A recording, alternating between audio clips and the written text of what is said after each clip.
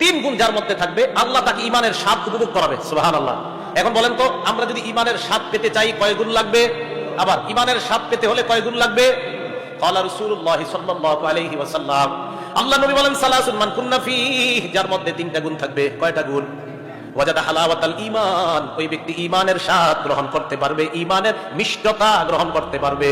এক নাম্বার, মান কানাল্লাহু ওয়া রাসূলুহু আহাব্বা ইলাইহি মিম্মা সিওয়াহুমা। বাংলা অনুবাদটা মনে রাখেন। এক নাম্বার, আল্লাহ আর তার রাসূল ছাড়া দুনিয়াতে যা আছে সবার চাইতে আল্লাহ আর আল্লাহর নবীকে বেশি ভালোবাসা। এক নাম্বার, আল্লাহ আর তার রাসূল ছাড়া দুনিয়াতে যা আছে সবার চাইতে আল্লাহকে বেশি ভালোবাসা, আল্লাহর রাসূলকে বেশি ভালোবাসা। তাহলে আমি আপনাদের কাছে জানতে চাই, আল্লাহ আর তার রাসূলের ভালোবাসায় দুনিয়ার সব ত্যাগ করতে রাজি আছি না নাই? আসলে রাজি আছেন? আসলে রাজি আছেন? সত্যি রাজি? জি এর আওয়াজ কমে গেছে, চিন্তা করতেছে কি জানি কই। আল্লাহ আল্লাহ রাসূল ছাড়া যা আছে, এই হাদিসের অনুবাদগুলো ভালো করে বুঝবেন।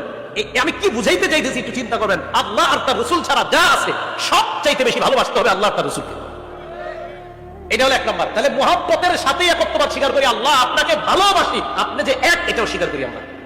মনে থাকবে না ইনশাআল্লাহ? তাহলে এক নাম্বার গুণ। দুই নাম্বার, আইয়ুহিব্বাল মারআ লা ইউহিব্বুহু ইল্লা লিল্লাহ, কাউকে ভালোবাসা একমাত্র আল্লাহর জন্য। আমি কাউকে ভালোবাসবো একমাত্র আল্লাহর জন্য, তাহলে আল্লাহ ঈমানের স্বাদ আমাকে উপভোগ করাবেন। তিন নাম্বার, আইয়াকরাহা আইয়াউদা ফিল কুফরি কামা ইয়াকরাহু আইয়ুযফা ফিন নার, আমি আপনি আমরা যারা ঈমানদার, আমরা কুফরিতে ফিরে যাওয়া তেমন অপছন্দ করি যেমন আগুনের মধ্যে পুড়ে যাওয়া অপছন্দ। আগুনে কে পুড়তে চায় আমরা? এখন আমাদের ঈমান হলো এমন যে আল্লাহ আগুনে পুরা যেমন সম্ভব না, তেমনি কোন অবস্থায় কুফরিতে ফিরে যাওয়া সম্ভব না।